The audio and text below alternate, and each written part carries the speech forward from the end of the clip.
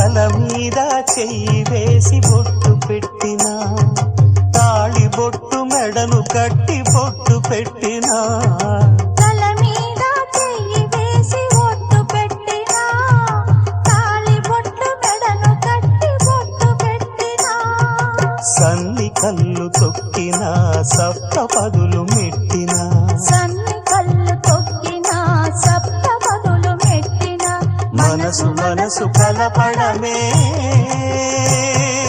మంత్రం పరమార్థం.